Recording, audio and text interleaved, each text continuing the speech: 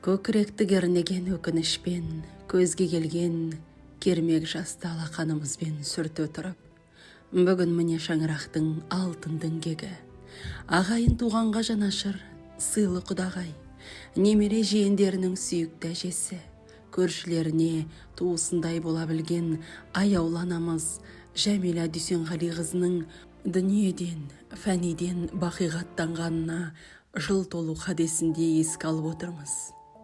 Аз кем дүниенің Алла бұйыртқан несібесін ішіп, ырысын терген анамызды ажалға қимағанымызбен амал қанша.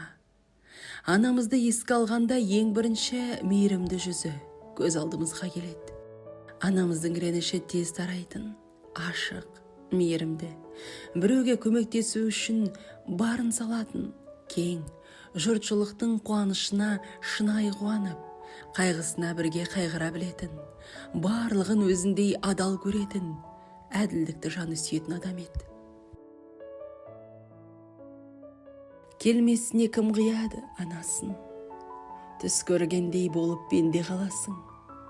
Анаң ғана мәңгі өмірде сүрердей жаулайды екен перзентінің санасын. Асыл ана, жүзің нұрлы күн едің, шаңырақтың мерекесі гүл едің, сабырлы едің, қадамы бар салмақты, мейірімге бөлеуші едің жан жақты. Барлық балам болса екен деп қасымда, барлықтарын теңеп қойып асылға, бәрін бірдей көр алатын анашым, жасыңызды жетсе де бек ғасырға. Иә, аяулы анамыздың тағдыры қым-қиғаш өмір соқпақтарымен, соған негізделген адал да парасатты еңбек жолдарынан құралған болады ғой. Анамыз Жолдаева Жәмила Дүйсенғалиқызы 1937 жылы бұрынғы Гурьев қаласында дүниеге келді. Руы шеркеш жауғашты бөлімінен. 1956 жылы марқұм әкеміз Жолдаев Мағзұм Баймұханұлы мен жұбайлы ғұмырларының дәм тұз жарасып, шаңырақ шаттығы сәбимен өрбіді. Сәуле, Зәуре, Ұлмекен, Мұхтар, Мұрат, Балгүміс, Мұрадым, Айсұлу, Мұхит, Күнтере, Саламат, Сұлупан, Ақ Кенже есімді қырмызыдай 8 гүл мен алтын асықтай 5 ұлды дүниеге әкелген алтын құрсақтана. Бір құрсақты жарып шыққан балаларына ішіндегі бар ойларымен бөлісіп, мәре-сәре боламыз деп етек жеңін жиып бастаған шағында Күнтересі 2 жасында. Артынша Айсұлуы 6 жасында дүниеден өтіп, жандары жараланған тұста ата-анамыз үлкен сабырлықпен жеңе білді. Ұрпағының өмірде өз орнын табуы, дүниенің бір кірпіші боп қалануы, еліне адал қызмет етуі және бауырларына сүйеніш боп өсулері әкеміз бен анамыздың өмірлік бағдарға алған басты бағыттары болатын. Әкеміз екеуі ұлағатты ұл қыз тәрбиелеп өсірген, жапырағы жайылған жанұя. Ата-ана мейіріміне қанып өскен ұл қыздарының бүгінде шаңырағы өсіп, балаларынан немерелер, жиендер, шөберелер өсіп өніп отыр. Немере жиендері күні бүгінге жоғары білім алып, белді маман иелер атанды. Шаңыраққа ақ маңдайлы келіндер түсіріп, бір кездегі әке арманы, ана тілегі орындалды, ұрпақ жалғасты. Құдандалы болып, орындары сыйлы болды. Осындай бақыт пен шаттық қаласқан, толыққанды отбасы болып отырған тұста қалың қайғы басып, 2002 жылы таудай иеміз, әкеміз Мағзұм Баймұханұлының пенделік ғұмыры үзілді.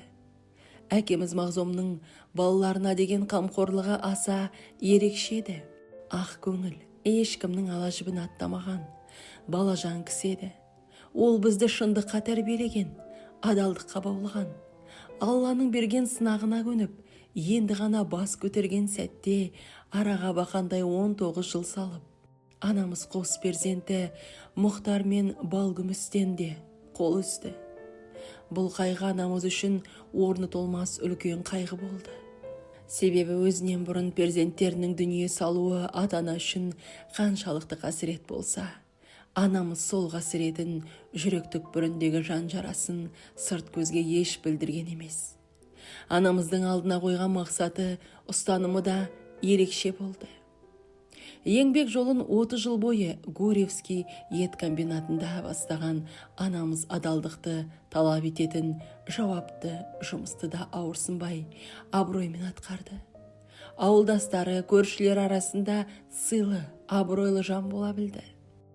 Ал әкеміз Мағзұм 40 жылға жуық УТТ-да жүргізуші болып, бір салада табан аудармай еңбек етті.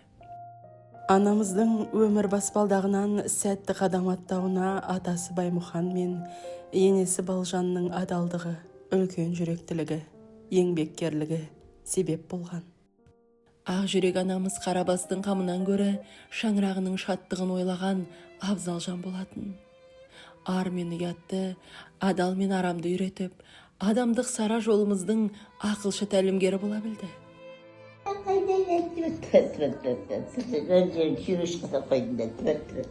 Ой, жаман екен. Жаман баресің. Амандығын тіледі айналаның, бағындырды оялы ой қамалын. Мақсатына жетуде шалдықпайтын, асыратын жүзеге ойлағанын. Ұл-қыздары секілді қанатындай, тек солардан жұбаныш табатындай, кеудесіне қысушет құшырланып, жұпарынан жанған әр алатындай. Балалары, жан жары бар шырайы, жақсылыққа жаралған жан сарайы, өз отбасын қадірлеп отыратын сезінетін ошағын хан сарайы. Бала өсті немере шуылдаған, қызық еді әр күні дуылдаған, отыратын әлделеп сәбилерді бекімеген белдері болмаған. Туыстықта жолынан жаңылмады, тағдырына міндетсеп тарылмады. Жоқ демеді, жоқтан бар жасай біліп, қайранана мәңгіге дамылдады. Аттан дана келместің кемесімен, қуат алды ұрпағы елесінен, жақсылық жаңғырып қалдардында мекен тапты топырақ белесінен. Жайқалады, солмайды жапырағы, анашымның кепкен жоқ топырағы. Келгендердің дұғасын естимекен, жан анашым төбе боп жатыр әні. Ойлап отырсақ, тірі кезінде айтқан сөздері, кішкентай кезімізден үйреткен тәлім тәрбиесі, сол уақытта маңызды боп көрінбегенімен де, сол кеңестері, сол ақылдары есімізге түседі, көмек болады. Сол кезде тәрбиесі, шаңырақ тұтқасы болатын біздерді өмірге икемдеу екен-ау деп ойланамыз. Беу дүние-ай, сол күндер келмеске кетті. Анасы өткен Алатау алтын мемлекеті сағынышпен ауырлап тұрғанын сеземіз. Мұң, қайғы, сағыныш, осының бәрі еңсемізді басып, ана рухын аспандатып барады. Анамыздың өз өмірден өткенімен, соңында ауыр кезде демеу бола білген ағайын, тума-туыс көршілеріміздің жылы сөздері, жылаған жанымызға медет, көңілімізге сүйеніш болды. Қайғы бөліссе азаят демей ме?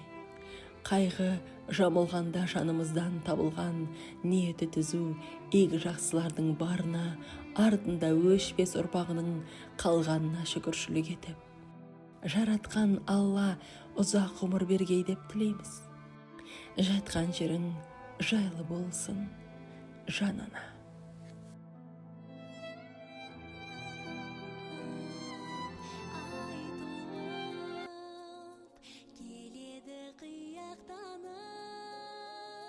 Жол жаққа қараймын, сен жоқсың арайлым, кешікпей келем деп ең, мен тұрмын елеңдеумен. Жол жаққа қараймын, сен жоқсың арайлым, кешікпей келем деп ең, мен тұрмын